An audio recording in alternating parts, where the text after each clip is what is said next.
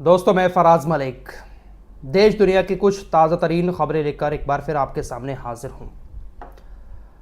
Middle east की खबरों पर बात करूँगा, गाज़ा की खबरों पर बात करूँगा, लेकिन सबसे पहले इस वक्त हमारे देश से जुड़ी एक बड़ी खबर आई है, वो मैं आपको बताना चाहता हूँ। और ये खबर काफ़ी बड़ी है, ख़ासकर मुस्लिम समुदाय के लिए। वक्फ बोर्ड कानून को लेकर क्या कुछ हुआ हमारे देश के अंदर पिछले कुछ दिनों में, कुछ महीनों में, आप सभी लोग अच्छे से जानते हैं। फिलहाल अब ये बिल जो है कल संसद के अंदर दोपहर 12 बजे पेश होने जा रहा है। संसदीय कार्य मंत्री किरण रिजिजू ने 8 अप्रैल 2024 को संसद में इस बिल को पेश किया था, जिसके बाद काफ़ी विरोध हुआ। जेपीसी के पास इसको भेज दिया गया था, जहां पर आप लोगों ने बहुत सारे ईमेल वगैरह किए थे सपोर्ट में और इस बिल के खिलाफ। बहुत सारी चीज़ें आप लोगों ने पिछले कुछ महीनों में की इस बिल को लेकर। फाइनली अब वो डेट आ चुकी है कि जब इस विधेयक को संसद में कल पेश किया जा रहा है। और अगर ये विधेयक, ये कानून संसद में पास हो जाता है तो फिर जो कानून लेकर आई है सरकार बीजेपी की, वो कानून वक्फ बोर्ड का संशोधन वाला कानून बन जाएगा। अब सांसदों का थोड़ा सा आपको नंबर गेम समझा देता हूं, लेकिन उससे पहले एक बात आपसे कहना चाहूँगा। दोस्तों, अक्सर आप लोग ऐसा सोशल मीडिया पर सुनते होंगे लोगों के मुंह से, और अक्सर असदुद्दीन ओवैसी की पार्टी के नेता भी ऐसी बात कहते रहते हैं कि जो मुस्लिम वोट हैं वो अगर एक तरफा एक पार्टी को वोट दें, भले ही वो लोग सरकार ना बना पाएँ, लेकिन कम से कम इतने मुस्लिम सांसद तो संसद के अंदर बैठे होंगे कि उनकी आवाज़ से संसद में किसी बिल को पास करवाना या उस बिल के खिलाफ वोटिंग करना आसान हो जाए। लेकिन मुस्लिम सांसद कितने हैं संसद के अंदर? गिने चुने, मुश्किल से। और भारत के अंदर मुस्लिमों की जो आबादी है वो कितनी है, वो भी आप लोग अच्छे से जानते हैं। तो अक्सर असदुद्दीन ओवैसी की पार्टी की तरफ से ऐसा कहा जाता है कि कम से कम इतने सांसद मुसलमान मिलकर बना दे के आवाज़ उठा सके संसद के अंदर। अब हो क्या रहा है, नंबर गेम आप लोगों को समझा दूं। और कल 12 बजे जब इस बिल को पेश किया जाएगा, तकरीबन 8 घंटे इस पर बहस होगी।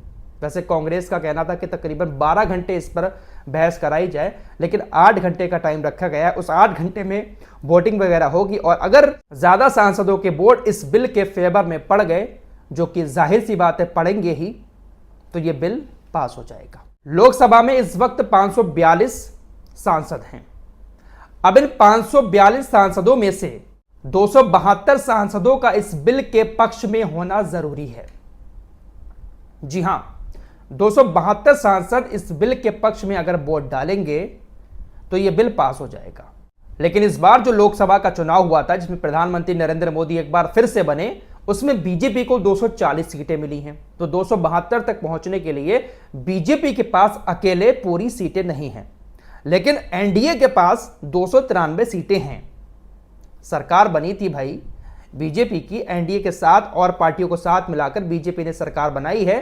तो अकेले 240 बीजेपी के पास हैं, बाकी अपने बिहार वाले नीतीश बाबू हो गए, आंध्र प्रदेश वाले हो गए, चिराग पासवान हो गए, और भी जो नेता हैं, छोटी छोटी पार्टियां हैं, वो गठबंधन में शामिल हैं एनडीए में। उन सभी के नेता मिलाकर ये जो 272 का आंकड़ा है सांसद में वोटिंग का, ये पूरा हो रहा है। पहले जो आंध्र प्रदेश वाले चंद्रबाबू नायडू है, इन्होंने मुसलमानों को भरोसा दिलाया अलविदा वाले दिन कि हम इस बिल का समर्थन नहीं करेंगे, लेकिन अब खबरें आ रही हैं कि इन्होंने समर्थन दे दिया है।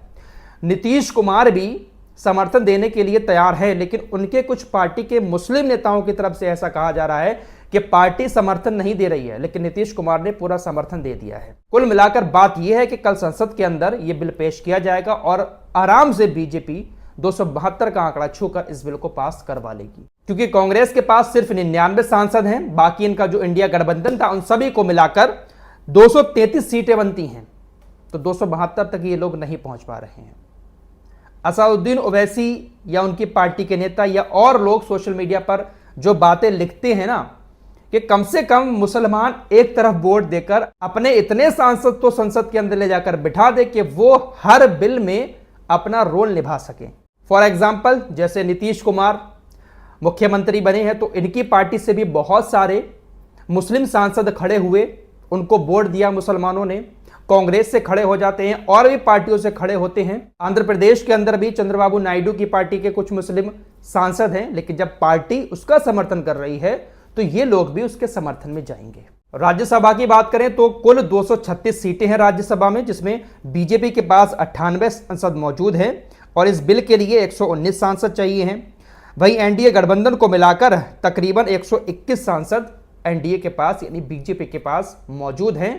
तो ये आराम से राज्यसभा में भी पास होता हुआ बिल दिख रहा है। लोकसभा और राज्यसभा दोनों में जब ये बिल पास हो जाएगा तो उसके बाद जो कानून था जिसको लेकर आई है बीजेपी वो पास हो जाएगा। वक्फ बिल कानून संशोधन अधिनियम ये लागू हो जाएगा।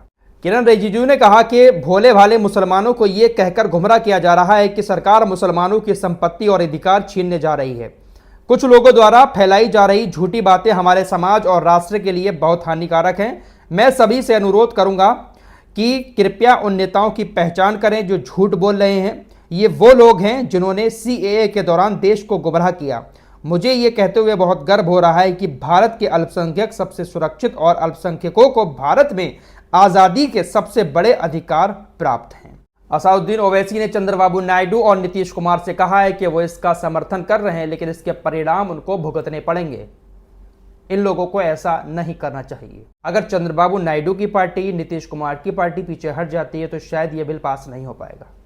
पूरा मामला अब इन्हीं लोगों के ऊपर टिका हुआ है, लेकिन ये लोग समर्थन देने की बात कर चुके हैं। असादुद्दीन ओवैसी ने इस बिल को असंवैधानिक बताया है। उन्होंने कहा है कि इस बिल का अगर बीजेपी के साथ जेडीयू, टीडीपी, जयंत चौधरी और चिराग पासवान समर्थन करते हैं तो उनसे जनता पूछेगी बिहार में तो चुनाव भी हैं, नीतीश कुमार और जेडीयू वाले को वोट मांगने किस मुंह से जाएंगे।